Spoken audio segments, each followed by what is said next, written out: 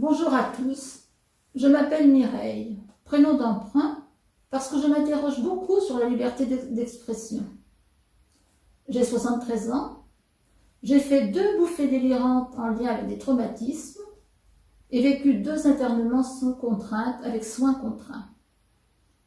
Psychose chronique, a dit l'institution psychiatrique, diagnostic que ne partage pas mon psychiatre de ville.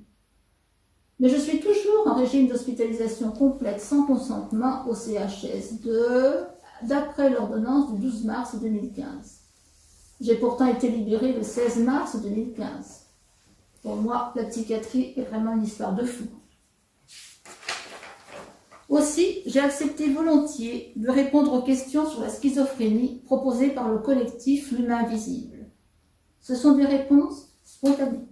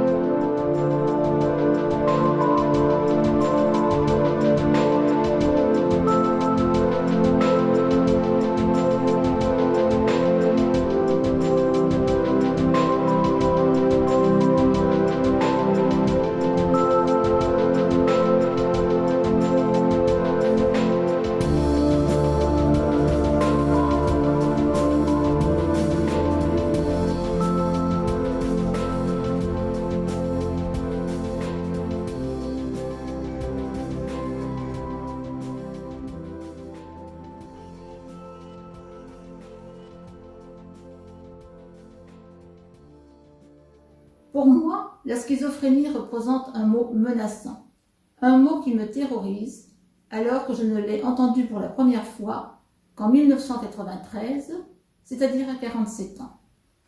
À 50 ans, j'allais connaître ma première hospitalisation sous contrainte et le neuroleptique. Pour moi, c'est un mot qui me scinde en deux. Situation schizophrénique peut-être. Une partie de moi qui n'avait jamais entendu ce mot, 47 ans quand même. Et une partie de moi envahie par ce mot, tant sur le plan personnel que sur le plan social. Un mot qui me fait peur, associé à ces images. Images menaçantes, seringues, infirmiers, infirmières en blouse blanche, psychiatres dans le déni de ce que je leur dis, famille abusive, enfermement, censure de la parole.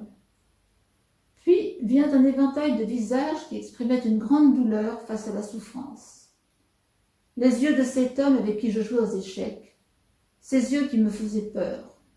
Cet homme qui s'était suicidé après avoir tenté de tuer sa femme et son fils, que l'on qualifierait peut-être d'autiste aujourd'hui. Ou encore les yeux de cette jeune femme qui me disait « J'ai un ami, mais je suis schizophrène. Je voudrais un enfant, mais les psychiatres me disent que je ne dois pas faire d'enfant. Ils vous ont laissé avoir des enfants ?» Oui, parce que ce mot est arrivé plus tard pour moi. Et tant d'autres visages. Ce sont des visages associés au suicide et à l'agressivité, sur soi ou sur autrui, à la violence. Et puis viennent ces images de rencontres réénergisantes avec des personnes dites schizophrènes, associées au retour à la vie. Je veux parler de Ron Coleman, Peter Bullimore, Will Hall, Vincent Demassier, Muriel et Lauriane.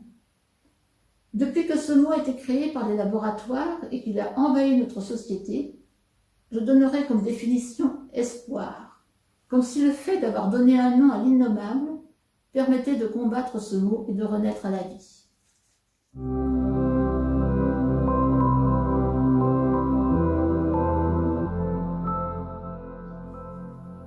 Si cette maladie existait, l'origine pourrait en être la folie des hommes.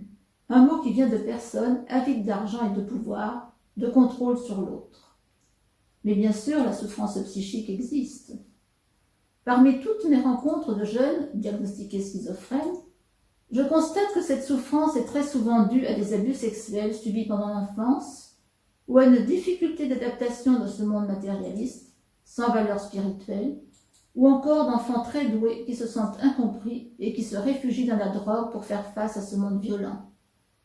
Personnellement, j'ai aussi été confrontée très jeune à des récits et des vécus traumatisants sans jamais avoir pu en parler. La protection des adultes est souvent le silence.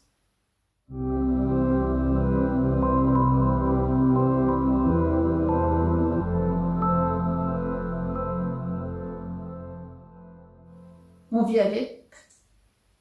Comment vit-on avec son passé? On vit avec. Comme on vit avec toute sa souffrance. Où elle est supportable, où elle ne l'est pas, et on la rend supportable comme on peut. Délire, automutilation, passage à l'acte. Certaines personnes trouvent un apaisement dans la médication. Personnellement, j'ai aussi découvert une multitude de solutions alternatives, mais non remboursées par la sécurité sociale. Le plus difficile à gérer, ce serait pour moi l'incompréhension d'autrui, dont les psychiatres, de cette non-écoute de la parole, ce qui rend fou, l'angoisse des proches. Personne ne peut croire à une telle violence humaine. On peut se sentir dans une grande solitude, accentuée par le fait d'être condamné à vie par ce diagnostic.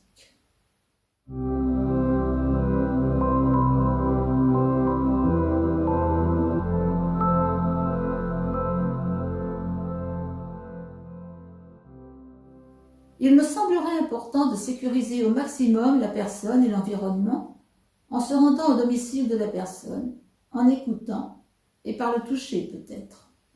J'ai constaté que les massages étaient soignants. Aider la personne à reprendre confiance en elle et dans les autres, à condition qu'ils soient bienveillants.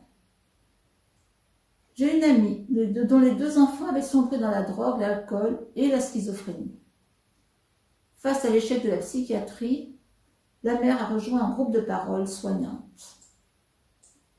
Je pense qu'il faut accepter de ne pas tout maîtriser, avoir des priorités et laisser tomber l'orgueil.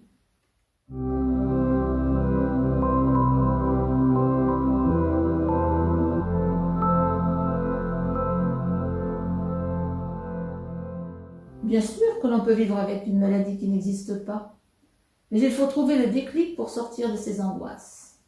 Maintenant, nous avons fort à faire avec les dealers de tous bords. Pour se rétablir, il y a une priorité pour moi, la relation avec des personnes soutenantes qui ne paniquent pas en cas de crise. Éliminer la peur.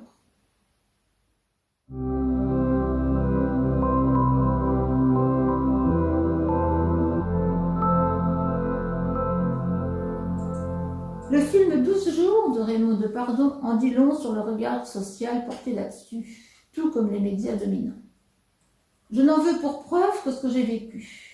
Le collectif des 39 m'avait proposé de prendre contact avec une journaliste de la chaîne d'information LCI pour témoigner de mon vécu, à l'opposé de ce que montre ce film. Ce que j'ai fait. J'ai exprimé mon désaccord avec ce film et parlé des soins alternatifs. Réponse de cette journaliste: vous reconnaissez que vous êtes malade et que vous avez besoin de médicaments. Quand j'ai dit non, elle m'a fait comprendre que je ne l'intéressais pas.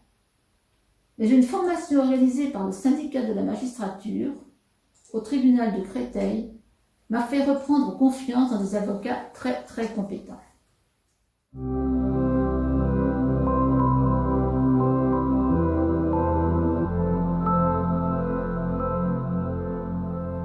Bien sûr qu'il est important d'en parler et de médiatiser, si c'est pour lutter contre les clichés. La situation est très grave. On sait comment ont été traités les fous pendant la Seconde Guerre mondiale, qui n'est pas si loin. Pourquoi aller chercher à l'étranger ce que nous avons désormais en France?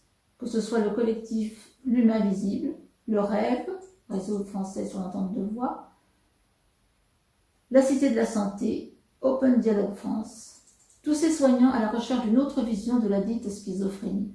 Toutes ces personnes qui donnent un contre-pouvoir aux usagers de la psychiatrie qui ont subi ou qui subissent des abus, un contre-pouvoir soignant aussi.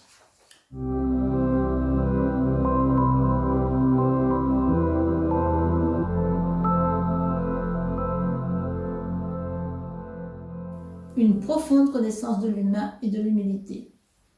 La violence sur soi et sur autrui a toujours existé, la grande souffrance aussi. Je me pose, et je vous pose la question, l'invention de ce mot a-t-elle apaisé la société et l'individu?